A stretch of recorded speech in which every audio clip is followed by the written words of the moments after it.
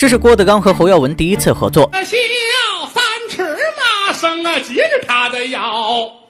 这怎么唱这个？你唱了半天了，你就没离开那地震区，你知道吗？字正腔圆，我这个。尽管在台上吐槽徒弟弱，但还是把表现的机会让给对方。此时郭德纲还没有拜侯耀文为师，身上的西装也不合身，据说是在后台临时找王月波借的。这个节目原本没有郭德纲，可侯耀文为了捧徒弟，临时对了几句词就匆匆上台。两人表演的节目叫戏曲接龙，郭德纲扮演新人，侯耀文则扮演一个捧新人的前辈，而侯耀文也确实是在卖力的捧这个后辈，言语里都是让郭德纲展现基本功。你别老躲，是吧？你新人，我听你。你往中间看，您听您听着，马皇兄怎么的艰辛的酒？马皇兄啊，姚旗啊，对，马皇兄，对，刺谋的践行酒。看到郭德纲唱得好，侯先生还时不时喊上几句，激动之情肉眼可见。不仅如此，侯耀文还让郭德纲的正脸面向观众，以便被人记住。要知道，捧哏向来侧面对向观众的。不得不说，侯耀文是真的喜欢郭德纲。后来，侯耀文又创作了《红花绿叶》，带着搭档石富宽一起捧徒弟。我们这声音还没有他大呢，啊，他压着我呢。对呀，他声音压着你呢。另外，你这个语速太慢你这个语速一慢了，中间有很多空档，他就能把话加进来了。你不能让他往里加话呀。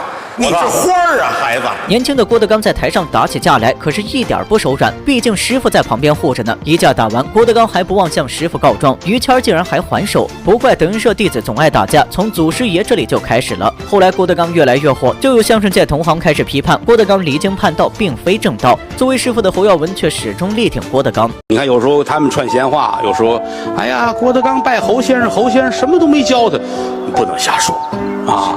慢说，我师傅还教我了，是不是？就算没教你想一个道理，唐僧教孙悟空什么了？最要紧的一句话就是一个头磕在地上，再也没有人说你这泼猴，没人说了，这很重要。郭德纲拜师侯耀文一直以来饱受争议，但郭德纲这番话细细品来，社会规则可见一斑。也正是有了侯耀文之后，郭德纲再也不是那个被人随意欺负打压的小黑胖子了。毕竟谁敢和侯耀文对着干呢？当郭德纲被主持人为难时，侯耀文更是立马接过话茬。对，哎，现在你先说。他问的我师傅，不，你先说。我先说。对，你跟汪洋之前的关系怎么样？师傅先说。师傅先说。你先听着。此时正值郭德纲和汪洋打官司期间，如果郭德纲发言不当，很可能再次成为媒体围攻的对象。为了避免这种情况发生，侯耀文强势打断郭德纲的话。当郭德纲说到自己会10几20个曲种后，侯耀文为了不让人抓住把柄，再次砸挂道：“到底会多少种曲种？就比如唱戏啊，唱什么？就曲种连戏带古曲，反正10几种20几种吧。10几20几种，说的不是搂着点，别待会儿又让人逮着。不怪侯耀文大题小做，完全是有前车之鉴。早年郭德纲就因为说了一句自己会600段相声，遭到一众相声界前辈的指责。我连100段我都没听。那个传统相声有这么多，但是我现在斗胆，我可以说我说一辈子。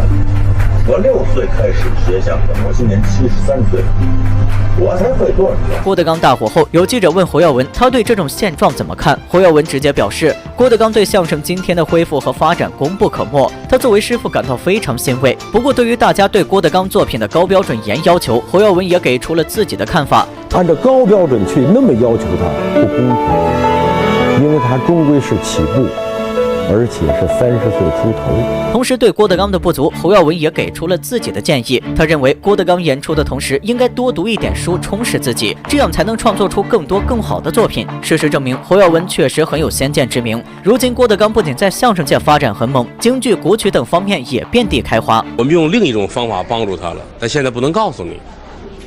我帮助他那个事儿比出100回庭还要管用。侯耀文遗产争夺大战中，郭德纲曾承诺出庭替侯赞作证，然而开庭当天却不见郭德纲的身影，于是外界纷纷指责郭德纲炒作自己。对此，郭德纲给出的回答是，他不知道必须本人出庭作证，以为只要写证言就可以。等到他知道的时候，工作安排实在太多，根本抽不出时间出庭作证。而且在他看来，自己出庭的意义并不是很大，还不如从其他方面帮助恩师女儿。原来就在侯赞将二大爷侯耀华告上法庭的时候，玫瑰园别墅的开发商刚也将侯耀文的2个女儿告上了法庭，原因是侯耀文生前购买的别墅还欠500万贷款没还，当时侯赞姐妹俩根本没有这个能力偿还，于是就和开发商协商将玫瑰园别墅退还给开发商。郭德纲得知这件事后，花3000万买下了这栋别墅，剩余的钱则平分给了侯赞姐妹2个。虽然说郭德纲此举有人认为是趁火打劫，但确实帮侯赞姐妹2人解决了燃眉之急。反观侯耀华被侄女告上公堂后，不仅不承认自己拿了侯耀文的东西，还倒打一耙侯赞这么做是为了报复自己没有借钱供他出国留学，他无愧于任何人。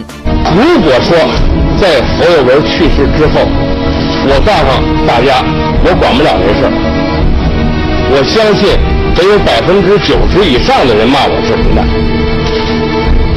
我只有管，但是我怎么管？我每次站在我父亲的八宝山的墓前，和站在侯耀文的骨灰盒前头，我都很心安理得。然而就在最后一次开庭的前一天，叔侄2人突然达成庭前和解，这让所有人非常意外。毕竟前几天2人还因为遗产归属的问题打得死去活来。虽然说郭德纲没有兑现自己的承诺出庭作证，但他的借助也帮了很多忙。侯赞曾说拿不到自己满意的结果不会撤诉，如今突然和解，显然达成了自己的目的。